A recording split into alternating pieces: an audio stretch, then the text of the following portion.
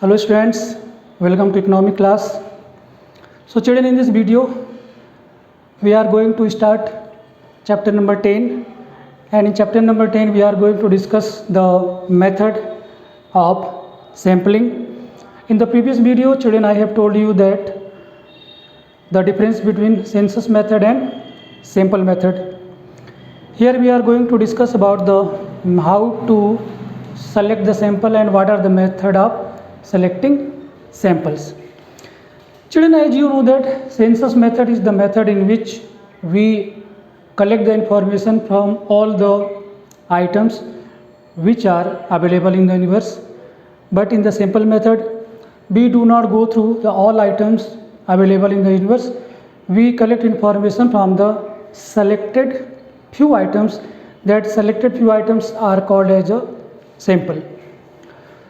So as a previous video I have told you that here we are going to discuss about the method of sampling.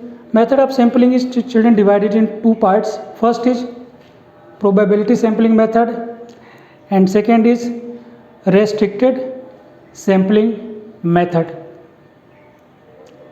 Second part is here. Probability sampling method is divided in two parts. First is unrestricted or simple random sampling and second is restricted random sampling. Children, probability sampling method is the method in which each item in the universe has probability of being selected as a sample. अगर universe में 2000 item हैं तो उन 2000 item के select होने के equal chance हैं. First item भी सेलेक्ट होता है, हो सकता है, सेकंड भी हो सकता है. जितना फर्स्ट आइटम के सेलेक्ट होने के चांस हैं उतने ही 1000 आइटम के सेलेक्ट होने के चांस हैं. तो जितने भी आइटम यूनिवर्स में हमारे पास होते हैं उन सभी के सेलेक्ट होने के चांस इक्वल होते हैं. इसीलिए इसका नाम है प्रोबेबिलिटी सैम्पलिंग मेथड. कहने का मतलब है कि जितने भी आइटम हैं उन सबकी पॉसिबिलिटी है कि वो सैंपल में सेलेक्ट हो सकते हैं. राइट. तो इसके दो पार्ट है चिल्ड्रन. ठीक है. प्रोबेबिलिटी सैम्पलिंग मेथड को दो पार्ट में डिवाइड किया गया है. फर्स्ट इज अनरेस्ट्रिक्टेड और simple random sampling. As the name suggest unrestricted, इसमें किसी भी आइटम के सेलेक्ट होने या ना सेलेक्ट होने के कोई रेस्ट्रिक्शंस नहीं है. रैंडम है. रैंडम का मतलब children just as it is कि आप गए और आपने ऐसे ही बिना कुछ सोचे समझे, बिना कोई मेथड यूज किए आपने उसमें से कुछ निकाले. जैसे कि मैं कहूँ कि एक बास्केट है और इस बास्केट में बहुत सारे फ्रूट रखे हुए हैं, मान लो बहुत सारे ग्रेप्स रखे हुए हैं, तो आपने रैंडमली किसी एक को सेलेक्ट कर लिया, तो that is called as random sampling. इसको मैं अरेंज कर देता हूँ, उसके बाद बात करते हैं. सो चिल्ड्रन, इसमें हमारे पास दो मेथड है चिल्ड्रन.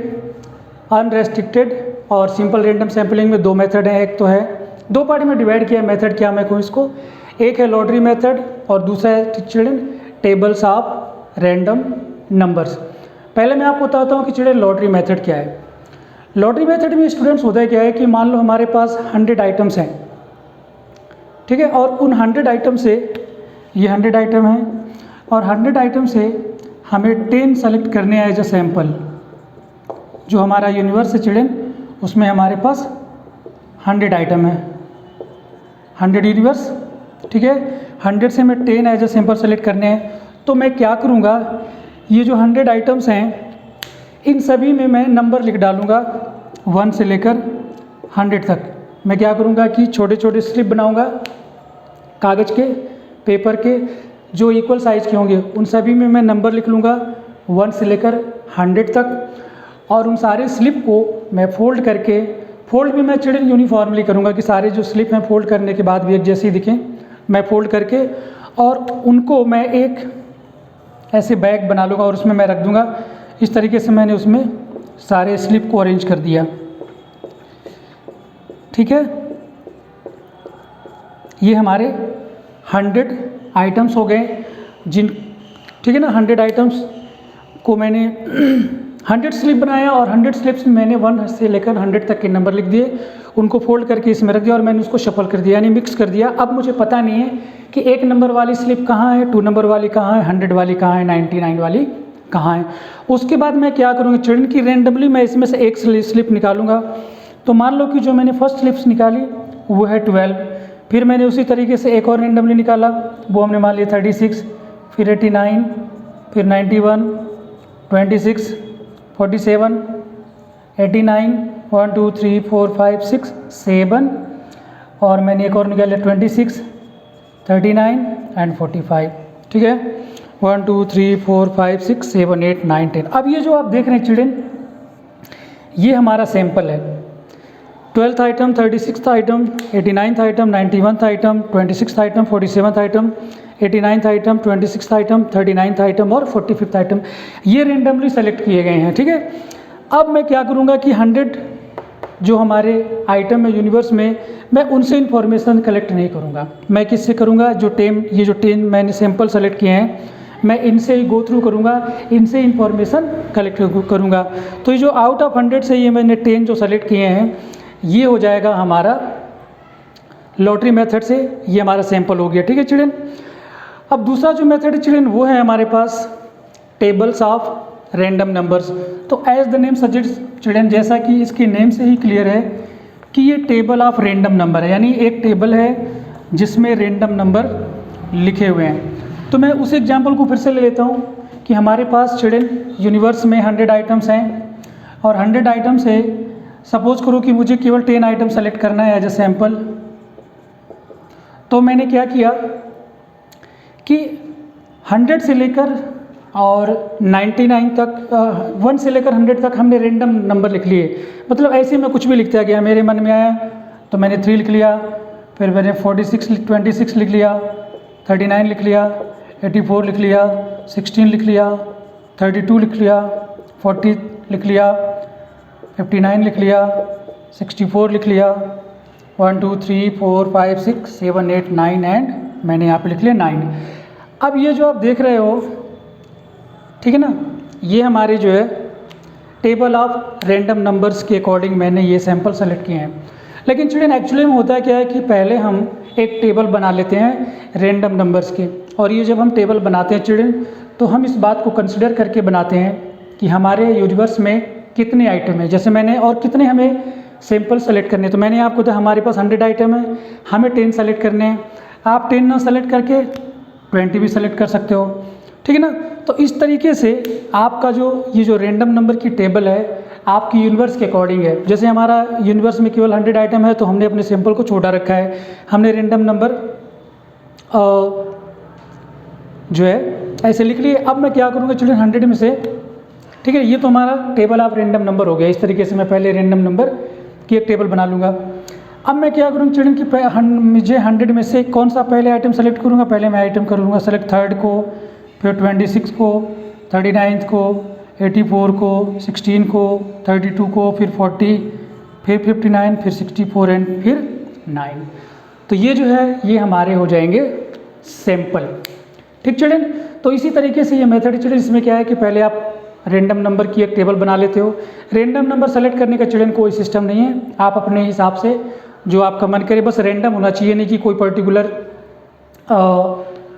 नंबर को ही सेलेक्ट करना है, ऐसा कुछ नहीं, आप रैंडमली लिख सकते हैं। ऐसे हमारे पास चिल्ड्रन बहुत सारे रैंडम नंबर के टेबल अवेलेबल हैं। बहुत सारे इकोनॉमिस्ट हैं जैसे कि टिपेट हैं, टिपेट ने हमें एक टेबल्स दिया है रैंडम नंबर्स का, हम उसको भी यूज कर सकते हैं।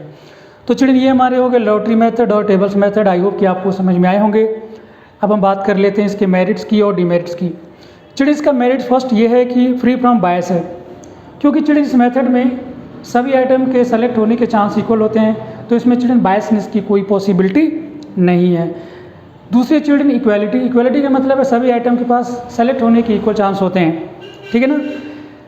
Next children representative of population, इसमें एक और फीचर ये चिल्ड्रन कि ये पूरे पॉपुलेशन को रिप्रेजेंट करता है, क्योंकि हम पॉपुलेशन में से आइटम को रेंडमली सेलेक्ट कर रहे हैं। जैसे यहाँ देखो कि 3rd भी सेलेक्ट हो रहा है और 84th भी सेलेक्ट हो रहा है, 64th भी सेलेक्ट हो रहा है, तो पूरे यूनिवर्स को हम कवर कर रहे हैं। नेक्स्ट है चिल्ड्रन सिंपल, ये दोनों ही सिंपल मेथड चिल्ड्रन, चाहे आप लॉटरी मेथड यूज करिए चाहे टेबल आप रैंडम नंबर्स यूज करिए, बहुत ही सिंपल मेथड है। अब हम बात कर लेते हैं चिल्ड्रन इसके डिमेरिट की। तो चिल्ड्रन फर्स्ट इसका जो डिमेरिट है वो ये है नो प्रोपोर्शनेट रिप्रेजेंटेटिव।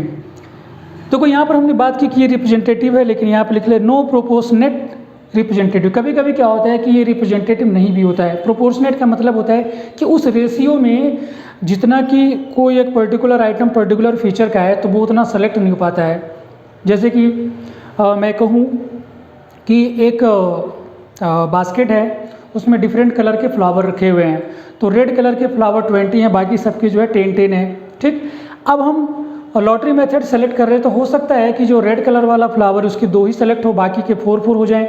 तो क्या होगा कि ये प्रोपोर्शनेट रिप्रेजेंटेटिव नहीं होगा, क्योंकि प्रोपोर्शनेट तो तब होगा कि जो फ्लावर नंबर में ज़्यादा है उसके सैंपल में भी ज़्यादा होने चाहिए, लेकिन ऐसा कभी कभी होता भी नहीं है।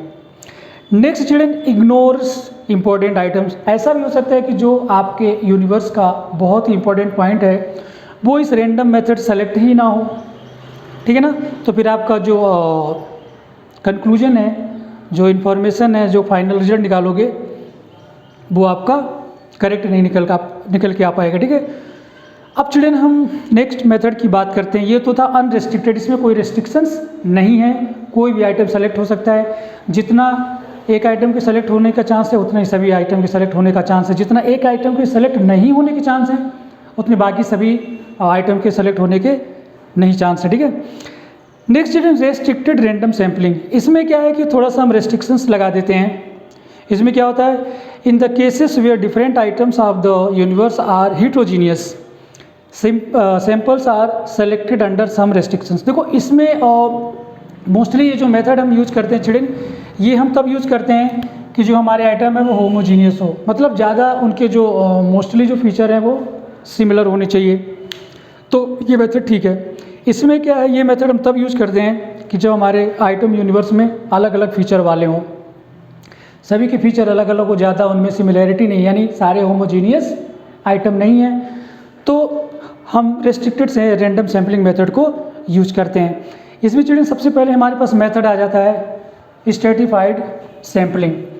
स्ट्रेटिफाइड सैम्पलिंग मेथड में क्या होता है चिल्ड्रन, मैं आपको बताता हूँ कि इसमें हम जैसे हमारा एक यूनिवर्स है, उसमें मान लो 100 आइटम है, 100 आइटम का हमें इन्वेस्टिगेशन करना है, तो हम 100 आइटम को क्या करेंगे कि 2 स्ट्रेटा में डिवाइड कर देंगे 50-50 में।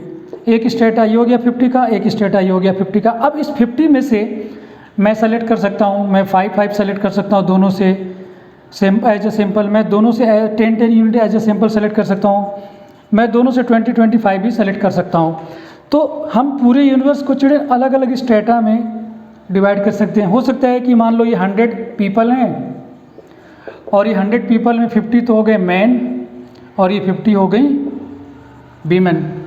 अब ये मैन में हमने बॉय गर्ल भी और भी हम इसके स्ट्रेटा बना सकते हैं, बॉय गर्ल, ठीक है ना, सॉरी इसमें हम बना सकते हैं बिलो 18 और एबव 18, गर्ल्स में वीमेन में भी बिलो 18 और एबव 18 का हम स्ट्रेटा बना सकते हैं। तो ये हो गया चिल्ड्रन स्ट्रेटिफाइड सैम्पलिंग। इस तरीके से हम पूरे यूनिवर्स को, पूरे पॉपुलेशन को डिफरेंट स्टेटा में, अच्छा स्टेटा में जब हम डिवाइड करते हैं चिल्ड्रन तो उनके फीचर को भी हम ध्यान रखते हैं। जैसे मैंने एक फीचर, जैसे मैंने एक ग्रुप बनाया कि एक फ्लावर का है, एक फ्रूट का है, एक वेजिटेबल का है, तो ठीक है ना। तो फर्स्ट जो स्टेटा बनेगा उसमें सारे वेजिटेबल होना चाहिए, दूसरे में सारे फ्रूट होने चाहिए, थर्ड में सारी वेजिटेबल्स होनी चाहिए। तो ये अलग अलग स्टेटा अलग अलग फीचर वाले हो गए। हम इसके मेरिट की बात कर लेते चिल्ड्रन। इसका जो फर्स्ट मेरिट है वो कवर्स डाइवर्स कैरेक्टरिस्टिक्स, ठीक है। इसकी सबसे खास बात ये है कि ये सारे कैरेक्टरिस्टिक्स को कवर करता है। जैसे मैंने आपको क्या बताया कि फ्रूट का है, वेजिटेबल का है और फ्लावर का है, तो सारे कैरेक्टर के कम से कम सेलेक्ट, जितने भी डाइवर्स कैरेक्टर हैं वो सारे सेलेक्ट हो जाते हैं। नेक्स्ट है रिप्रेजेंटेटिव। इसमें जो हम सैंपल सेलेक्ट करते हैं चिल्ड्रन वो रिप्रेजेंटेटिव होता है, क्योंकि हम सारे डाइवर्स आइटम को सेलेक्ट करते हैं। इसमें एक्यूरेसी बनी रहती है चिल्ड्रन, क्योंकि हमारा जो सैंपल है वो रिलायबल है, हम सारे डाइवर्स आइटम को सेलेक्ट कर रहे हैं, इसमें किसी को भी हम नेग्लेक्ट या अवॉइड नहीं कर रहे हैं। नेक्स्ट है children administrative convenience. As the name suggest, मैंने आपको पहले बताया कि अगर आपके सैंपल सिलेक्शन में कहीं पर कोई मिस्टेक है, रिजल्ट करेक्ट नहीं आ रहा है, तो आप इसको करेक्ट कर सकते हैं, फिर से आप सैंपल कलेक्ट कर लें, तो बहुत ही सिंपल मेथड, ज़्यादा इसमें डिफ़िकल्टी नहीं है। अब इसके चिल्ड्रन डिमेरिट की बात कर लेते हैं। देखो डिमेरिट मैंने यहाँ लिख रखा है। इसका डिमेरिट है चिल्ड्रन लिमिटेड स्कोप। इसका जो स्कोप है चिल्ड्रन वो लिमिटेड है, हम हर जगह इसको अप्लाई नहीं कर सकते। नेक्स्ट चिल्ड्रन बायस। हम इसमें बायस भी हो सकते हैं, क्योंकि जो हमने एक स्टेटा बनाया है उस पर्टिकुलर स्टेटा में हो सकता है कि किसी पर्टिकुलर आइटम को हम उसमें सेलेक्ट कर लें, तो हो सकता है कि हम बायस हो जाएं। ये थोड़ा एक्सपेंसिव मेथड है children. Difficult if size of population is small, ये मेथड हम वहाँ यूज नहीं कर सकते हैं कि अगर आपके पॉपुलेशन का साइज बहुत छोटा है, क्योंकि बहुत छोटा है तो फिर आप कितने स्टेटा बनाओगे। जैसे मैंने आपको बताया था कि 100 है तो 100 में आप क्या स्टेटा बनाओगे, वो तो मैंने आपको एज एग्जाम्पल के लिए समझा दिया था। नेक्स्ट जो मेथड चिल्ड्रन हम बात करने जा रहे हैं वो है सिस्टमेटिक सैम्पलिंग। सिस्टमेटिक सैम्पलिंग में क्या होता है चिल्ड्रन कि हम एक सिस्टम के थ्रू अपने आइटम को सेलेक्ट करते हैं। वो सिस्टम क्या है वो मैं आपको बताता हूँ। तो हमने जो इसमें जो फर्स्ट आइटम चिल्ड्रन हम सेलेक्ट करते हैं, फर्स्ट आइटम, और फर्स्ट आइटम सेलेक्ट करने के बाद नेक्स्ट जितने भी आइटम सेलेक्ट करते हैं वो होता है nth आइटम, ठीक है ना। अब मान लो कि आपने, तो ये जो है ये आपको सिस्टम बनाना पड़ता है कि nth आइटम कौन सा होगा। फर्स्ट आइटम तो आपको रेंडमली सेलेक्ट करना पड़ता है बिना किसी उसके। तो मान लो अगर मैंने फर्स्ट आइटम सेलेक्ट कर लिया 4th और हमारा nth आइटम है 10th, तो फिर हम कैसे सेलेक्ट करेंगे, फर्स्ट आइटम तो 4th हो गया, अब नेक्स्ट जो है वो 10th आइटम होगा। तो 4 के बाद 10th क्या हो गया 14th, 14 के बाद 10th क्या हो गया 24th, फिर 34th, ठीक है, फिर 44th, फिर 54th, फिर 64th, 74th, और इस तरीके से हम अपने नेक्स्ट जितने भी आइटम है वो हम सेलेक्ट करते जाएंगे। इसीलिए इसको कहते हैं सिस्टमेटिक सैम्पलिंग, क्योंकि इसमें एक सिस्टम है। इसमें केवल फर्स्ट आइटम को आप रेंडमली सेलेक्ट कर सकते हो, बाकी जो है वो फिक्स हो जाते हैं, क्योंकि जैसे ही आपने ये सेलेक्ट किया तो बाकी के सेलेक्ट होने के चांस हमें पहले से ही पता हो जाते हैं कि नेक्स्ट आइटम क्या होगा। जैसे मैंने यहाँ 10th लिया, यहाँ पर आप 5th भी ले सकते हैं, आपकी अपनी मर्जी है कि आप किस तरीके से इसको लेना चाह रहे हैं, किस तरीके से आप सिस्टम को सेलेक्ट करना चाह रहे हैं। इसकी चिड़िया मेरिट्स देख लेते हैं। फर्स्ट मेरिट आप देख सकते हैं, सिंपल मेथड है ये, इसमें कुछ ज़्यादा करने को होता नहीं है, ठीक है ना। एक आइटम सेलेक्ट करके बाकी सब आप सेलेक्ट करते जाइए। बस फिक्स कर लीजिए कि हम nth आइटम हमारा फिक्स होना चाहिए कि 10th आइटम सेलेक्ट करेंगे, 20th करेंगे या 12th करेंगे। नॉट बायस्ड, चिल्ड्रन यहाँ पर वैसे लिखा है नॉट बायस्ड, लेकिन हम बायस हो जाते हैं। बायस कब होते हैं, जो फर्स्ट आइटम को हमें सेलेक्ट करना होता है, ठीक है। फर्स्ट आइटम सेलेक्ट करते समय बायस हो सकते हैं कि जो फर्स्ट आइटम सेलेक्ट करने जा रहे हैं वो हमारा कोई अपना क्लोजर हो। लेस टाइम कंज्यूमिंग, ठीक है चिल्ड्रन, इसमें क्या है कि टाइम ज़्यादा हमें नहीं लगता है। नेक्स्ट सेटिस्फैक्ट्री कंक्लूजन, इसमें से कंक्लूजन जो है वो सेटिस्फैक्ट्री आ जाए, क्योंकि हमें पता है कि हमने ये सिस्टम अपने से सेलेक्ट किया है, तो हम इसमें जो हम खुद सेलेक्ट करते हैं उसमें हम ज़्यादा सेटिस्फाई रहते हैं। इसके डिमेरिट चिल्ड्रन क्या है कि इसमें अनफेयर हो जाता है। अनफेयर वही मैंने बताया ना कि फर्स्ट आइटम को सेलेक्ट करते समय, क्योंकि आप पहले से प्लान बना सकते हो कि अगर मैंने फर्स्ट ये सेलेक्ट किया और nth आइटम होगा तो कौन कौन सेलेक्ट हुआ ये हमको पहले से पता चल जाता है। मिसलीडिंग रिजल्ट, ठीक है ना, अगर आप बायस हो गए तो रिजल्ट आपका मिसलीडिंग हो सकता है, पता लगाना कुछ और चाह रहे थे, पता कुछ और लग गया। Unsuitable if size of population is large, अगर आपकी पॉपुलेशन का साइज बहुत बड़ा है चिल्ड्रन, तो फिर ये मेथड यूज़ करने में बहुत दिक्कत आ सकती है, क्योंकि आप nth आइटम सेलेक्ट करते जाओगे, कितना सेलेक्ट करोगे, ठीक है। अब चिल्ड्रन हम आ जाते हैं नेक्स्ट जो इसमें हम इस वीडियो में सेलेक्ट करने वाले हैं वो है children cluster sampling. Cluster sampling children कुछ स्ट्रेटिफाइड सैम्पलिंग की तरह होता है, लेकिन इसमें होता क्या है कि हम क्या करते हैं कि पहले जो मान लो ये हमारा पूरा यूनिवर्स है, 100 आइटम है उसमें, तो 100 आइटम को पहले हमने 2 क्लस्टर में डिवाइड कर लिए 50-50 के। अब ये 50-50 जो हैं इसको हम 5-5 में डिवाइड कर सकते हैं, तो ये हमारे 5 अलग अलग हो गए, ठीक है। तो इसी को हम चिल्ड्रन क्लस्टर सैम्पलिंग कहते हैं। तो इसमें हम चिल्ड्रन क्या करते हैं कि ये मेजर कैटेगरी में हमने डिवाइड कर दिया, उस मेजर कैटेगरी में से फिर हम अलग अलग जो डाइवर्स आइटम हैं उनको हम निकालते हैं। तो पहले ये मेजर डाइवर्स किया हमने, डिफरेंट किया, फिर उसमें से जो अलग अलग कैरेक्टरिस्टिक्स के हैं फिर हम उनका अलग अलग ग्रुप बना देते हैं, अलग अलग क्लस्टर मतलब बना, फिर उसमें से हम जैसे 5 में से हमने 2 सेलेक्ट किया, इस 5 से हमने 2 सेलेक्ट किया, इस 5 से 2 सेलेक्ट किया, इससे 2, इससे 2, तो ये जो है ये हमारे सैंपल हो जाते हैं, ठीक चिल्ड्रन। तो ये हो गया हमारा क्लस्टर सैम्पलिंग। इसके 2 ही मेरिट्स हैं, क्या है, कवर्स लार्ज एरिया, बहुत बड़े एरिया को हम कवर कर लेते हैं। ये फ्लेक्सिबल है, आप चाहो तो अपने क्लस्टर को फिर से चेंज कर सकते हो या फिर से सेलेक्ट कर सकते हो। अगर आपको लगता है कि कोई डाइवर्स कैरेक्टर वाला आइटम था वो हम सेलेक्ट नहीं कर पाए, ठीक है। फ्लेक्सिबल तो बता ही दिया। अब इसके डिमेरिट चिल्ड्रन क्या है, ये एक्सपेंसिव है, ये थोड़ा महंगा है, क्योंकि आपको क्लस्टर फिर उसके डाइवर्स कैरेक्टरिस्टिक्स डिवाइड करते चले जाना है। ये लेस एक्यूरेट है चिल्ड्रन। देखो इसमें लिखा हुआ है कि इससे आपको जो आंसर मिलता है वो ज़्यादा करेक्ट नहीं मिलता है।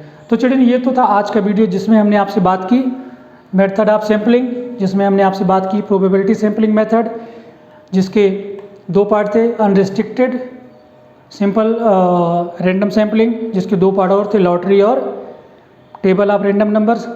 उसके बाद हमने आपसे बात की रेस्ट्रिक्टेड रैंडम सैम्पलिंग की, जिसमें स्ट्रेटिफाइड और क्लस्टर और सिस्टमैटिक सिंपल की हम लोग बात की। ठीक है, तो इस वीडियो के लिए इतना ही, मिलते हैं नेक्स्ट वीडियो में। Till then take care, God bless you and thank you for watching the video.